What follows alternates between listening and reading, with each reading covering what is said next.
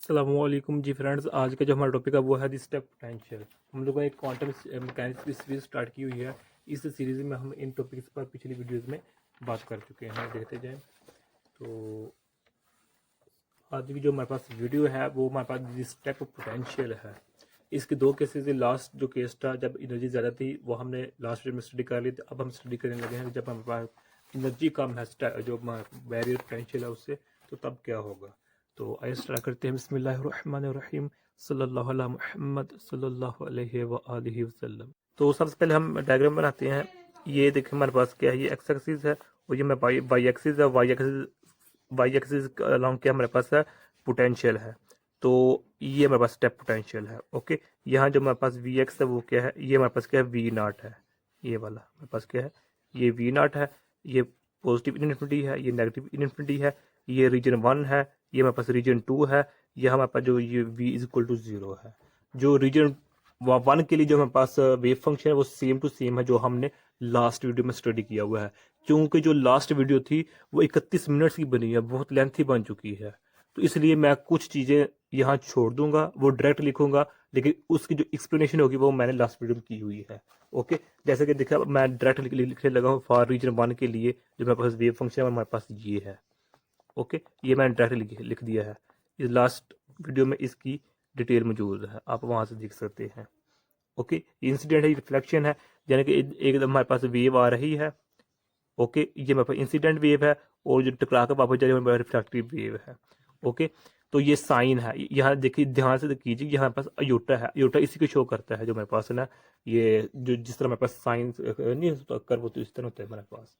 Okay, तो हमने Schrodinger wave equation को यूज करते हमने ये इक्वेशन निकाली। इसको हम नाम दे लें जो मर्जी, एक का नाम दे लें। ओके, अब ये मैंने डायरेक्ट लिखी है। इसकी जो डिटेल है वो लास्ट वीडियो में स्टडी की हुई है। ये था रीजन 1 के लिए है, रीजन 1 के लिए जो हमारे पास ये था। अब हम बात करते हैं रीजन 2 के लिए।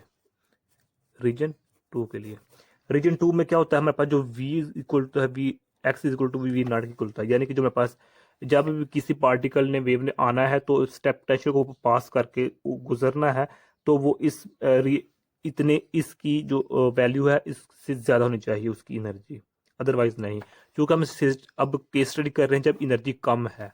तो एनर्जी कम में क्या होगा कि अगर हम क्लासिकल पॉइंट ऑफ व्यू से देखें तो जो हमारे पास फ्लक्स ऑफ पार्टिकल, जो इलेक्ट्रॉन्स हैं वो आएंगे और या चूंकि उनकी एनर्जी कम होगी इस पोटेंशियल बैरियर पोटेंशियल से, तो वो टकरा के वापस चली जाएंगी। ये हमारे पास क्वांटम का पॉइंट ऑफ व्यू है। लेकिन क्लासिकल का पॉइंट ऑफ व्यू क्या है कि वेव्स आएंगी, इलेक्ट्रॉन्स आएंगे, जो भी टकराएंगे वापस चले जाएंगे। ये तक क्लासिकल। क्वांटम में क्या होता है, क्योंकि क्वांटम में मैं पहले बात कर चुका हूँ, क्वांटम में हर पार्टिकल के साथ wave, de Broglie wave associated होती है। यानी कि क्वांटम जब भी हम पार्टिकल का तस्करा करते हैं वहाँ वेव भी होती है, और जहाँ हम वेव का तस्करा करते हैं वहाँ पार्टिकल मौजूद होता है। ये क्वांटम, ये प्रूव कर चुके हैं हम। अब चूंकि एनर्जी कम है, अगरचे जाहिर तौर पर एनर्जी कम है, लेकिन क्वांटम में क्या होगा कि जो वेव्स होंगे, यानी जो पार्टिकल होगा वो ट्रांसमिट होगा, यानी कि जो हमारे पास रीजन 2 है उसमें भी होगी। अब रीजन 2 है, रीजन 2 में हमारे पास क्या है, वी एक्स इक्वल टू क्या है, वी नॉट क्या है, जबकि रीजन 1 में क्या है हमारे पास, वी एक्स क्या है हमारे पास 0 है। रीजन 2 में है। अब हम श्रोडिंगर वेव इक्वेशन यूज करते हैं। श्रोडिंगर वेव इक्वेशन क्या है हमारे पास, ये क्या है, 2m डी स्क्वेयर, ये साइड 2 है, फॉर ये रीजन 2 को शो कर रही है, d x square plus V two psi 2 is equal to, यानी कि ये हमने यहाँ से लिखा है फार्मूला। ओके, ये हैमिल्टोनियन है, ये काइनेटिक एनर्जी है, ये पोटेंशियल एनर्जी है। रीजन 1 में पोटेंशियल एनर्जी 0 थी, रीजन 2 में हमारे पोटेंशियल एनर्जी क्या है, वी नॉट है। ये मेरे पास वी नॉट लिख लें आप, वी टू की जगह वी नॉट लिख लें। डन हो गया। अब ये हमारे पास श्रोडिंगर वेव इक्वेशन है। ये किस क्या है, time independent Schrodinger wave equation हमारे पास। ओके, क्योंकि इसमें टाइम को तस्करा नहीं है।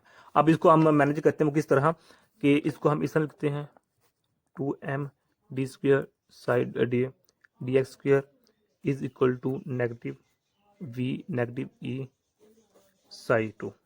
लो जी, ये हमने लिख लिया कि हमने इसको इधर लेकर आए, तो इसको जब इसको इधर लेकर आएंगे तो ये नेगेटिव हो जाएगा, तो इस तरह हो जाएगा। तो इसको हमने कॉमन निकाल लिया, ये इसके साथ नेगेटिव, इसके पॉजिटिव आ जाएगा, इस तरह आ जाएगा हमारे पास। अब यहाँ क्या क्या शो हो रहा है, अगर यहाँ पॉजिटिव होता तो हमारे पास इसका नेगेटिव इसके साथ जमा आता है, चूंकि हमने कॉमन निकाल लिया तो हमारे पास ये साइन चेंज हो जाएंगे।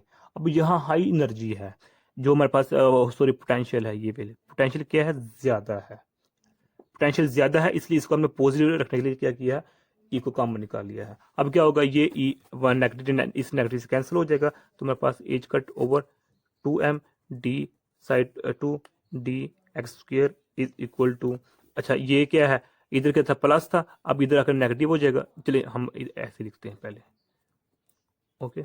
अब क्या होगा, इसको हम इधर ले आते हैं 2m डी एक्स स्क्र, तो इधर आकर नेगेटिव हो जाएगा ये ऐसे, तो ये मेरे पास जीरो के इक्वल हो जाएगा। अब इसको फिर मैनेज करते हैं, जब हम इसको मैनेज करेंगे, वो कैसे मैनेज करते हैं वो भी हमने एक स्टेप छोड़कर डायरेक्ट लिखने लगा हूँ ये वैल्यू, ओके। ये देखें, चूंकि वीडियो बहुत लेंथी हो जानी है इसलिए मैं इसको ना जल्दी जल्दी से खत्म करने की कोशिश कर रहा हूँ। ये मैंने डायरेक्ट स्टेप कर दिया है, एक स्टेप मैंने दरम्यान से छोड़ दिया, वो स्टेप क्या है उसको भी मैंने लास्ट वीडियो में स्टडी किया हुआ है। अब इसको हम इक्वल कर लेते हैं K2 के, ओके। तो हमारे पास क्या बन जाएगा, K2 यानी कि जिस तरह यहाँ रीजन 1 में था K1 किसके इक्वल था हमारे पास, 2me इसके इक्वल था, ओके। अब रीजन 2 के लिए जो मेरे पास K2 है वो हमारे पास ये है 2m v not negative as, ये हमारे पास ऐसे है, ओके। तो यहां से हम फिर स्टेप करते हैं, D square negative D K2 के स्क्र, तो साई कॉमन ले लिया, ये भी साई ये कॉमन ले लिया, तो मेरे पास इज इक्वल टू 0 आ जाएगा, यानी कि इसको हमने K की इक्वल कर दिया और इसको हमने D की इक्वल कर दिया। अब यहाँ देखें कि यहाँ से हमने, ध्यान से देखिएगा कि यहाँ हमारे पास अयोटा नहीं है, जो मजेदार बात है कि रीजन 2 में अब हमारे पास अयोटा नहीं आ रहा, ओके। लेकिन जब हमने लास्ट केस स्टडी किया था उसमें क्या था, दोनों रीजनों में हमारे पास अयोटा आ रहा था। अयोटा किसको शो करता है, ओसिलेशन को शो करता है, ओसिलेशन को शो करता है, ओके। यानी कि वो मे बी लेफ्ट साइड पे हो सकता है, मे बी राइट साइड पे हो सकता है, ये मेरे पास क्या है, अयोटा को शो करता है, जिस तरह साइन करनी होता है उस तरह होता है हमारे पास। अब यहाँ क्या करेंगे, इसको हम सॉल्व करेंगे तो मेरे पास क्या होगा, d square negative d q square is equal to 0, इसको हमने इस तरह किया, तो इस तरह d square is equal to k square, okay. तो ये ओटा मेरे पास डिसअपियर है, तो फिर हम इसको लिखते हैं, तो मेरे पास जो है स्क्वायर को खत्म करके दोनों साइड पर क्या लेंगे, iota sorry square under root square लेंगे, तो मेरे पास ये वैल्यू आ जाएगी, ओके। ये हमारे पास डी की ये वैल्यू आ चुकी है, डी की वैल्यू। अब इस डी की वैल्यू से हम जो हमारे पास साई 2 है वो लिखेंगे, वो हमारे पास साई 2 क्या है, ये है हमारे पास, ओके, ये है हमारे पास, डन हो गया। अब इससे हम जो डायरेक्ट स्टेप किया है ये हमने लिखा है, ये कैसे किया है इसको भी हमने, चले लास्ट वीडियो में तो नहीं, लेकिन जो मेरे पास था वीडियो नंबर 22 इसमें हमने इसको डिस्कस किया कि हम यहाँ से डायरेक्ट यहाँ कैसे किए हैं, ओके। तो अब वहां से भी देख सकते हैं इसका प्रूफ। अब हम नेक्स्ट इसी को लिखते हैं साई 2 को। साई 2 हमारे पास क्या बन चुकी है, C negative K2x plus D positive K2x। K2 क्या शो कर रहा है, सेकंड रीजन हमारे पास, क्या हमारे पास क्या सेकंड रीजन है। अब जो हमारे पास है, जो ये वाली टर्म है ना, ये क्या हो जाएगी, 0 हो जाएगी। अब 0 क्यों हो जाएगी, क्योंकि ये डाइवर्ज हो जाएगी, क्या हो जाएगी, डाइवर्ज हो जाएगी, यानी कि ये देखें ना, ये देखिए हमारे पास क्या है, ये हमारे पास इनफिनिटी है, इधर नेगेटिव इनफिनिटी है। तो डाइवर्ज होने का क्या मतलब है कि जो हमारे पास इसकी कर्व होगी ये पॉजिटिव के लिए, सॉरी इधर अयोटा नहीं था ना, सॉरी अयोटा नहीं था ना, क्योंकि रीजन 2 है, रीजन 2 में जब एनर्जी कम होती है तो उस केस में अयोटा नहीं आता रीजन 2 में, हाँ रीजन 1 में अयोटा आता है। तो जब ये टर्म क्योंकि ये डाइवर्ज हो गई, यानी कि ऐसे हो जाएगी ऐसे, तो ये इनफिनिटी को अप्रोच कर जाएगी, इसका कर्व क्या हो जाएगा, डाइवर्ज हो जाएगा। जब इसका कर्व डाइवर्ज हो जाएगा तो इसको हम इग्नोर कर देंगे, इज इक्वल टू 0 हो जाएगा हमारे पास, यानी कि ये अपवर्ड एक्सपोनेंशियल लाइन को शो करेगा। यानी कि क्या होगा, वेव फंक्शन इंक्रीज करता जाएगा, वेव फंक्शन ग्रो करता जाएगा, तो ये डाइवर्ज हो जाएगा, ओके। जबकि जिसका जो ऑपोजिट है, यानी कि ये मेरे पास ये, तो ये क्या होगा, ये डिकी होगा, ये डिकी होगा, तो एक ऐसा टाइम आएगा कि इसकी जो वैल्यू होगी वो फाइनाइट हो जाएगी हमारे पास, यानी कि वो एक्सेप्टेबल हो जाएगी हमारे पास। ओके, डिके प्रोसेस यहाँ होगा इस केस में, इस केस में डिके प्रोसेस होगा। ओके, इस केस में अपवर्ड एक्सपोनेंशियल लाइन होगी, यानी वेव फंक्शन इंक्रीज करता जाएगा हमारे पास। ओके, तो यहाँ क्या है कि जो हमारे पास ये डिके होता जा रहा है, तो डिके होने का मतलब क्या है, ये नहीं है कि जब ये जैसे जैसे इसकी वैल्यू इंक्रीज करती जाएगी, डिके होता जाएगा, तो इसकी वैल्यू क्या होती जाएगी, जीरो होती जाएगी। जैसे जैसे ये इन्फिनिटी को अप्रोच करता जाएगा, इसकी वैल्यू यानी कि जीरो के इक्वल होती जाएगी। ओके, इसलिए जो मेरे पास ये है सी वाला है, ये मेरे पास क्या होगा, एक्सेप्टेबल होगा, और जो मेरे पास ये डी वाला है ये नॉन एक्सेप्टेबल होगा ड्यू टू डाइवर्जिंग। डन हो गया। अब अगर इसको हमें एक और एंगल से समझने की कोशिश करें तो इस तरह इस इंटेग्रल के जरिए से, यानी देखिए मैं जब हम लेते हैं रीजन टू में है ना, ये रीजन टू की बात कर रहे हैं, तो ये रीजन में साइड टू है, तो इस साइड टू की हम क्या लेते हैं, स्टार लेते हैं। तो इसका मतलब क्या होगा, ये मेरे पास प्रोबेबिलिटी बन गई है।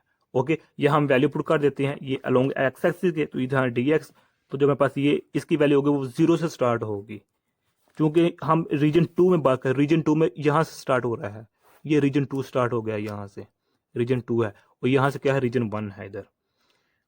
तो जब भी हम जीरो, एक जो इनिशियल वैल्यू जीरो होती है और final value last value infinity को अप्रोच करती है, तो वहां हमारे पास वैल्यू हमारे प्रोबेबिलिटी की आ जाती है, इन्फिनिटी आ जाती है।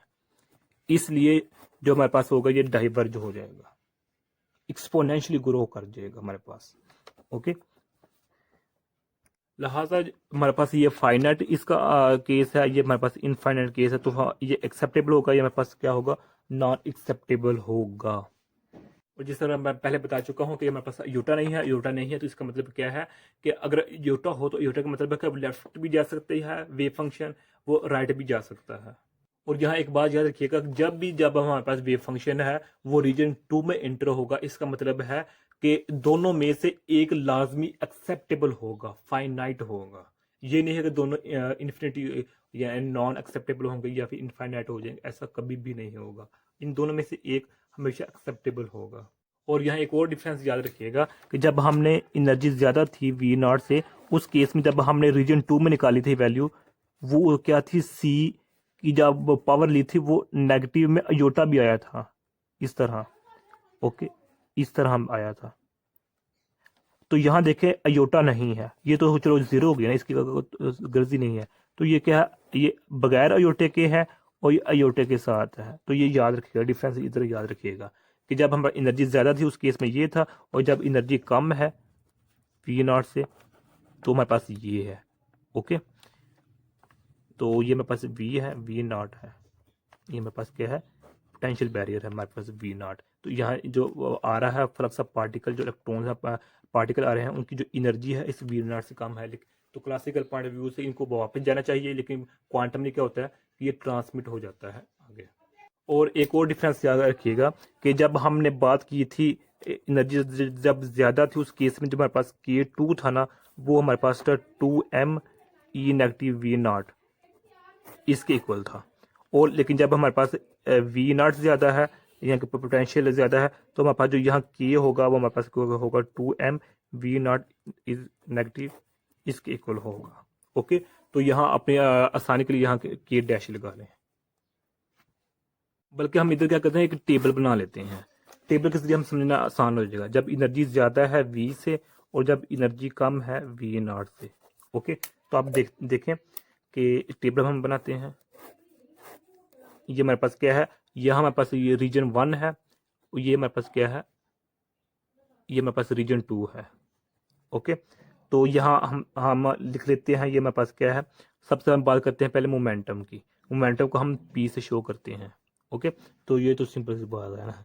तो रीजन वन में किसकी मैं बात कर रहा हूँ, पहले केस जब एनर्जी ज़्यादा, रीजन वन में जो हमारे पास पी वन होगा वो हमारे पास होगा एच का, ये तो जनरल फार्मूला है हमारे पास मोमेंटम का ना, ये हमारे पास जनरल फार्मूला है। तो यहाँ से हम वैल्यू पुट कर देंगे तो हमारे पास टू एम ई आ जाएगा। ओके, टू एम ई, तो ये एज कट जो इसका नीचे आएगा उससे कैंसिल हो जाएगा। तो रीजन टू में जो हमारे पास मोमेंटम होगा वो p two is equal to h cut k two होगा, और ये इसको होगा two m E negative V naught इसके इक्वल होगा। ओके, अगर हम बात करें कि जो इसकी काइनेटिक एनर्जी है, काइनेटिक एनर्जी या फिर इसको हम सिंपल एनर्जी का भी नाम देते हैं, तो जो काइनेटिक एनर्जी होगी फॉर रीजन 1 के लिए वो हमारे पास होगी p²/2m। तो जब इसको हम सोल्व करेंगे तो हमारे पास क्या आ जाएगा, हमारे पास आ जाएगा 2m² √2m, यानी कि p की वैल्यू हमने पुट की है इधर। ओके, ये वाली p की वैल्यू है, तो हमारे पास आंसर आ जाएगा 2m/2m। 2m से कैंसिल तो हमारे पास e आ जाएगा।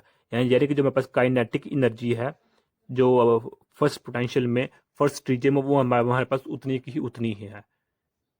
ओके, चूंकि हमारे पास जो पोटेंशियल था वो हमारे पास रीजन 1 में 0 होता है, दोनों केसेस में, इस केस में भी इस केस में भी। ओके, तो हमारे पास टोटल काइनेटिक एनर्जी वैसी की वैसी ही रहेगी। अब हम बात करते हैं रीजन 2 में। रीजन 2 में हमारे पास क्या होगा, काइनेटिक एनर्जी हमारे पास होगी 2m। ये मैं डायरेक्ट स्टेप कर रहा हूँ तो इजी स्टेप है, ये मुश्किल कोई नहीं, इसमें कोई भी मुश्किल नहीं है।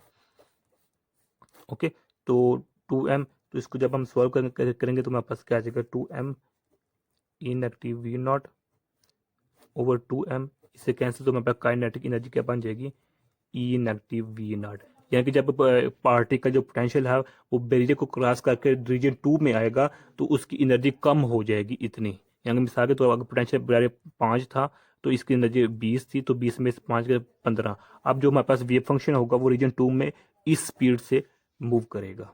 ये था हमारे पास केस जब एनर्जी ज़्यादा थी।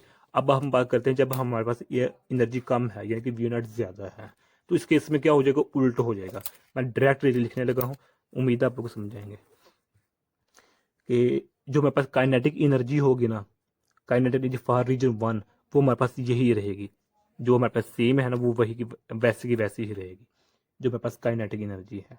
और जब हमारे पास काइनेटिक एनर्जी फॉर रीजन 2 वो हमारे पास क्या हो जाएगी, ये हो जाएगी। इसको मैंने डिस्कस किया हुआ है अभी लास्ट। ओके, तो यहाँ क्या थी हमारे पास kinetic energy, E negative V naught थी, यहाँ क्या है वी नेगेटिव ई नॉट था, ये था हमारे पास काइनेटिक। अब हम बात करें मोमेंटम की। मोमेंटम में जब इस केस में मोमेंटम जो हमारे पास होगा फॉर रीजन 1 वो हमारे पास 2m ई ही होगा, सेम टू सेम ऐसा ही होगा। सॉरी, इधर हमारे पास ये आना था। ओके, अब अगर बात करें रीजन 2 के लिए जो हमारे पास मोमेंटम होगा वो हमारे पास क्या होगा,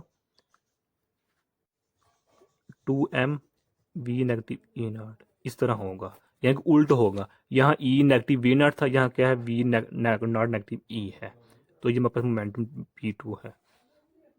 ओके, तो अब हम बात करते हैं आर और टी की। ये मैंने लिखा हुआ है, सिर्फ आप लोगों को ऊपर देखना है, क्योंकि वीडियो ये भी लेंथी हो गई है। चलिए खैर, अब यहाँ एक पॉइंट नोट कर लीजिएगा, शायद वो ना पूछा जाए लेकिन क्वेश्चन भी किसी के जेहन में आ सकता है कि जब ये केस, जब एनर्जी ज़्यादा थी हमारे पास वी नॉट से, तो तब हमारे पास जब जो हमारे पास था पार्टिकल यहाँ से आया तो इसको क्रॉस करके इसकी एनर्जी रिड्यूस हो जाएगी। यानी कि ये देखिए, सपोज ये वी पोटेंशियल इसका है, ये टोटल एनर्जी इसकी है, तो 15 रह जाएगी। लेकिन जब हम इसमें बात करते हैं कि जब हमारे पास पार्टिकल रीजन 1 से रीजन 2 में जाता है तो इस केस में जो रीजन 1 में एनर्जी थी ना वही रीजन 2 में ही होगी हमारे पास, यहाँ रिड्यूस नहीं होगी, कम नहीं होगी। ये पॉइंट काफ़ी इम्पोर्टेंट है, तो ये समझना है, बल्कि समझ आ गया है, इसमें कोई मुश्किल बात नहीं है। ओके, तो अब हम बात करते हैं आर और टी की। ये पेज फुल हो गया, आप नेक्स्ट पेज लेते हैं। तो नेक्स्ट पेज में देखिए, हम सबसे पहले निकालते हैं आर की वैल्यू, यानी कि रिफ्लेक्शन। अब रिफ्लेक्शन का मतलब क्या है, ये है रिफ्लेक्शन कि जब हमारे पास है ये वेव इस टकरा कर वापस आई है तो इसमें रिफ्लेक्शन निकालना है हमने, ये आर निकालना है, और जो ट्रांसमिट हो चुकी है उसकी हमने टी निकालनी है। ओके, और हम जानते हैं जो आर होता है वो किसके इक्वल होता है, ये होता है हमारे पास जे रिफ्लेक्टेड, जे इंसिडेंट, और टी किसके इक्वल होता है, टी जे ट्रांसमिटेड, और जे इंसिडेंट होता है हमारे पास। सबसे पहले हम वैल्यू निकालते हैं जे इंसिडेंट की। अब इस चीज़ को पहले स्टडी करने के लिए पहले ये समझना पड़ेगा, ये बिल्कुल इजी है कि जब हमारे पास वेव फंक्शन आया था, ये देखिए हमारे पास वेव फंक्शन है। अच्छा, बाउंड्री है, ये भी रहता है, अल्लाह। अब ये देखिए बाउंड्री है, बाउंड्री कंडीशन है, तो बाउंड्री कंडीशन में क्या होगा कि कंटिन्यूस होना चाहिए, यानी कि रीजन 1 और रीजन 2 हमारे पास कंटिन्यूस होना चाहिए कि इसमें और इसके दरमियान, ये जो मेरे पास ये है ना कंटिन्यूस होना चाहिए, डिसकंटिन्यूस नहीं होना चाहिए। यानी कि ये देखें ना कि अगर हमारे पास एक वेव फंक्शन है तो ये ऐसे है तो ऐसे होना है, ये कंटिन्यूस है। तो डिसकंटिन्यूस क्या है, ऐसे है तो यहाँ से स्टार्ट हो रहा है, ये हमारे पास डिसकंटिन्यूस है। ओके, तो यहाँ कंटिन्यूस का होना लाजमी है। कंटिन्यूस अगर नहीं होगा तो मेरे पास ये फंक्शन पॉसिबल नहीं होगा। इसलिए कंटिन्यूस होने के लिए क्या है होगा कि जो मेरे पास रीजन 1 और रीजन 2 की जो वैल्यूज़ होंगी साई की वो इज इक्वल टू मैच करेंगी, सेम होंगी। तो सेम होंगी तो इसका मतलब हम x इज इक्वल टू 0 वहाँ पर कर सकते हैं। तो ये तमाम चीज़ें मैंने लास्ट वीडियो में डिस्कस की हुई हैं। खैर चलते हैं कि ये 0, तो इसका जो डेरिवेटिव होगा फर्स्ट डेरिवेटिव वो भी इक्वल टू 0 कर एक्स वहाँ एक्स की वैल्यू जो होगी पुट करेंगे 0। अब हम क्या करते हैं कि यहाँ हमने जो वैल्यू जो साई है, साई 1 हमारे पास क्या है, A iota k1x plus B negative iota k1x है। तो यहाँ हम इधर भी x की वैल्यू पुट करेंगे 0, इधर भी पुट करेंगे तो हमारे पास क्या आ जाएगा, ये 0 हो जाएगी तो ये भी 0, तो ये बचेगा a प्लस बी। ओके, तो यही हमने लिखा हुआ है इधर, ये देखें। और ये क्या होगा, ये रीजन 2 के लिए हमने लिखा हुआ है। ओके, तो यहाँ बिल्कुल आसान है। जब इसका हम फर्स्ट डेरिवेटिव लेंगे तो हमारे पास क्या होगा, ये आ जाएगी फॉर्म।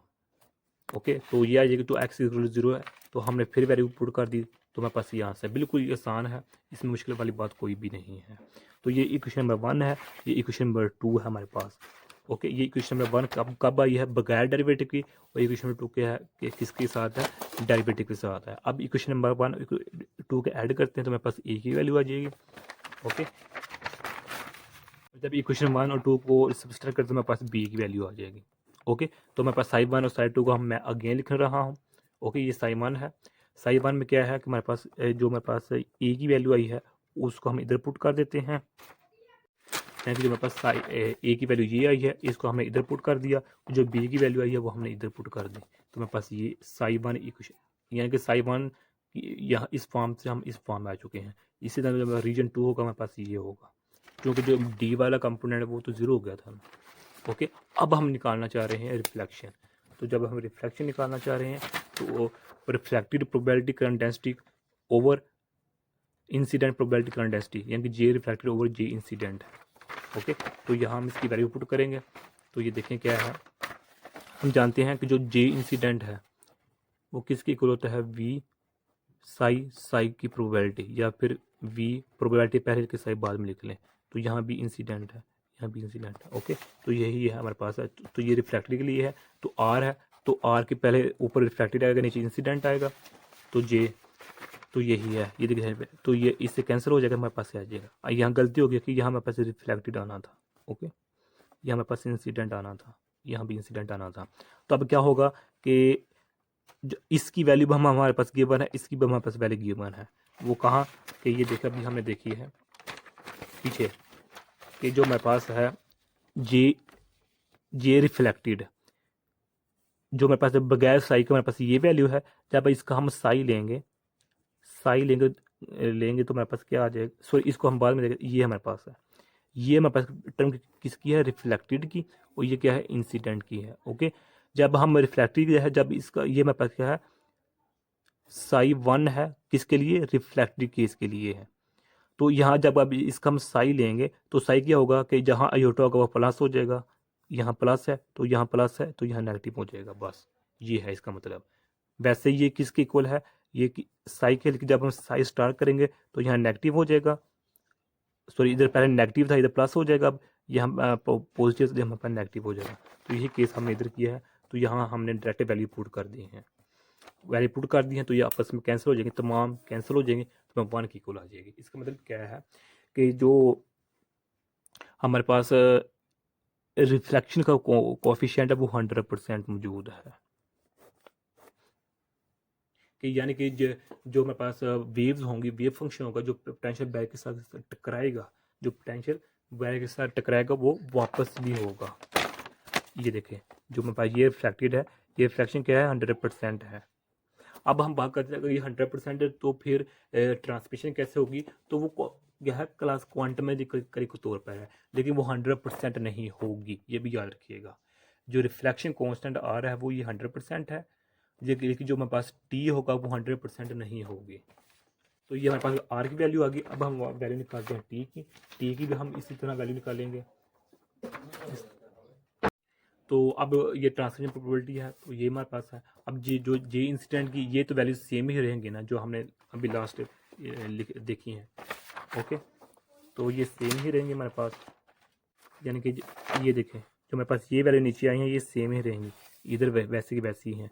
कि जो ट्रांसमिटेड है, ट्रांसमिटेड में देखें हमारे पास क्या है, क्या आई थी वैल्यू, ट्रांसमिटेड में हमारे पास ये आई थी, ये है ट्रांसमिटेड में ये है, तो ये खाली स्टार है। जब इसका स्टार लेंगे तो स्टार भी हमारे पास सेम ही आएगा, क्योंकि अब हमारे पास इधर अयोटा नहीं है जो जमा नफी कर देगा। अब सेम टू साई भी वही होगा और साई स्टार भी वही हमारे पास होगा। तो हम इधर वैल्यू पुट कर देते हैं। तो ये है हमारे पास।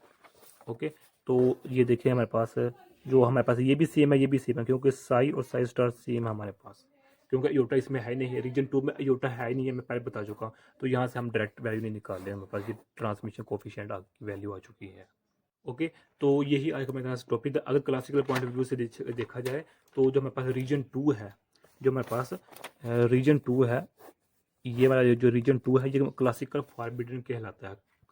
क्लासिकल पॉइंट ऑफ व्यू से क्लासिकल फॉरबिडन रीजन कहलाता है, फॉरबिडन रीजन कहलाता है जो रीजन 2 है क्लासिकल पॉइंट ऑफ व्यू से देखें। लेकिन क्वांटमिकली तौर पर ऐसा नहीं होता। तो ये भी याद रखेगा, जो ट्रांसमिशन रिफ्लेक्शन 100% होती है और जो ट्रांसमिशन होती है वो 100% नहीं होती। वो हो सकता है वो 0.1% ही हो, लेकिन ट्रांसमिशन होगी। ओके, क्वांटम है तो क्वांटम का अपना ही मज़ा है। तो इसमें पार्टिकल वेव के साथ है, वेव पार्टिकल के साथ है। जिस तरह अभी जो अपोजिशन इकट्ठी हुई है, नो लीग पेपर पार्टी और जितने में भी तमाम वो इकट्ठी हैं, एक दूसरे के साथ मिलजुल रही हैं। लेकिन ये क्या है, ये पार्शियल तौर पर है, ये बस वक्ती तौर पर ही है। अब नेक्स्ट देखे क्या होता है कि अल्लाह खैर करे हमारे मुल्क वतन अज़ीज़ पाकिस्तान की। तो ये हमारे पास आज का इतना सा टॉपिक था ये हमारा। तो अब यहाँ देखें कि अगर हाँ एक बात रहेगी, ग्राफ की बात रहेगी कि ग्राफ में देखें ये हमारे पास वाई एक्सिस हमारे पास, ये हमारे पास प्रोबेबिलिटी है, हमारे पास प्रोबेबिलिटी है। तो इसका ग्राफ क्या होगा, इस तरह होगा जब हमारे पास एनर्जी कम होगी वी एन नॉट से। और ये हमारे पास एक्सिस इक्वल टू 0 है, और ये हमारे पास क्या है, इन पॉजिटिव इन्फिनिटी है, हमारे पास ये क्या है, नेगेटिव इन्फिनिटी है। तो यही आज का मेरे साथ टॉपिक था। अगर आप लोगों ने अभी तक हमारा चैनल पाक MN अकेडमी इसको सब्सक्राइब नहीं किया तो प्लीज़ सब्सक्राइब दें। जज़ाकल्लाह खैर, अपनी दुआ में याद रखिएगा। अस्सलामु अलैकुम व रहमतुल्लाहि व बरकातुहू।